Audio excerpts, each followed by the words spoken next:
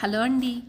ఎవరైనా గెస్టులు సడన్గా వచ్చినప్పుడు మనకి చాలా తక్కువ టైంలో ఏం చేసి పెట్టాలా అని కంగారు ఉంటుంది కదండి.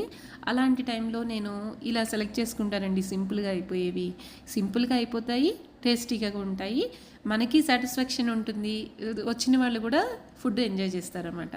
దీనికోసం నేను ఫ్రిడ్జ్లో ఎప్పుడూ అరటికాయలు వంకాయలు పెట్టుకుంటానండి. ఇక్కడ నేను అరటికాయ వేపుడు, మామిడికాయ పచ్చిమిర్చి పచ్చడి, సాంబారు పెడదాం అనుకున్నాను. ఈ ముక్కలు కట్ చేసుకోవడం కంటే ముందు నేను ఫస్ట్ సాంబార్ కోసం ఒక కుక్కర్లో 2 గ్లాసుల కందిపప్పు, చిన్న గ్లాసులు 2 గ్లాసుల కందిపప్పుని కడిగి ఫస్ట్ కుక్కర్ స్టవ్ మీద పెట్టుకున్నానండి. అది విజిల్ వచ్చేలోపు నేను ఈ కూరగాయ ముక్కలన్నీ తరుక్కున్నాను. ఇవి తరుక్కొని అలాగే ఒక చిన్న డిష్లో చింతపండు వేసుకొని వేడి నీళ్ళు పోసి నానబెట్టుకున్నానండి. ఎందుకంటే వేడి నీళ్ళు పోసి నానబెడితే తొందరగా చింతపండు నానిపోతుంది. ఈ మూకుడులో ఏం చేశానంటే పప్పు ఉడికేలోపు స్టవ్ వెలిగించుకొని ఆవాలు, జీలకర్ర, ఎండుమిరపకాయ, ఇంగువ వేసేసుకొని మనం ఏవైతే తరిగి పెట్టుకున్నామో ఈ ముక్కలన్నిటినీ కూడా ఆ మూకుడులో వేసుకొని ఉప్పు వేసుకొని మగ్గించుకున్నాను. అలాగే దీంతో పాటు నేను పక్కన ఇంకొక స్టవ్ మీద ఒక మూకుడు పెట్టుకొని ఆయిల్ వేసుకొని అరటికాయ ముక్కలు కూడా మనం తరిగి పెట్టుకున్నాం కదండి, నీళ్ళల్లోనే వేసుకోవాలి. ఎందుకంటే అవి నల్లగా అయిపోతాయి. తరిగి నేను నీళ్ళల్లో వేసుకున్నాను కదా, అవి వేయించుకుంటున్నాను. ఇలా పప్పు అయిపోయింది. ఈలోపు ఆ పప్పుని ఈ సాంబార్లో ఈ ములక్కాయ ముక్కల్లో వేసేసుకొని చింతపండు రసం కూడా పిండేసుకొని అలాగే ఒకవైపు అరటికాయ వేపుల్లో జీలకర్ర, ఉప్పు వేసుకొని వేయించుకుంటున్నాను. ఇక్కడ సాంబార్ అవుతుంది.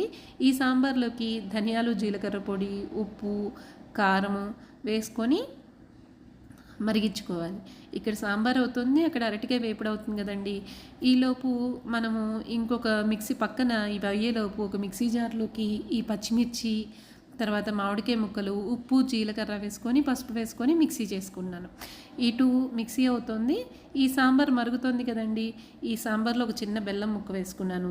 అలాగే ఇంకో మూకుడు పెట్టుకొని ఆయిల్ తక్కువ పెట్టుకొని ఈ చిప్స్ వేయించుకున్నాను. ఈ చిప్స్ వేయించేసుకున్న తర్వాత అందులోంచి నూనె ఉంచేసి కొద్దిగా నూనె మాత్రమే ఉంచుకొని ఆ నూనెలో ఆవాలు, జీలకర్ర, మినప్పప్పు, ఎండుమిరపకాయ, ఇంగువ వేసుకొని పచ్చళ్ళలోకి కరివేపాకు వేసుకొని తాలింపు పెట్టుకున్నానండి. మనము ప్లాన్ చేసుకుంటే అంటే దేని తర్వాత ఏది చేస్తే త్వరగా అవుతుంది ఇది అందరికీ తెలిసిందే. కాకపోతే నేను ఇలా చేసుకుంటాను అని మీకు చూపిస్తున్నాను అంతే. నచ్చితే తప్పనిసరిగా లైక్ చేయండి. ఈ పోపు వేసుకొని ఈ పోపుని నేను పచ్చళ్ళలో కలుపుకున్నాను. అలాగే సాంబార్లో కూడా వేసుకున్నాను. ఇక్కడ చూడండి, నాకు 35 నిమిషాల్లో పచ్చడి, ఒక వేపుడు, సాంబారు, చిప్స్ అయినాయి. నెయ్యి, పెరుగు మనకు ఉంటుంది కాబట్టి వీటితో సర్వ్ చేసి చివర్లో ఒక ఐస్ క్రీమ్ తెప్పించి పెట్టండి. వచ్చిన గెస్టులు ఆనందపడతారు, మనకి ఆనందం. నచ్చితే లైక్ చేయండి.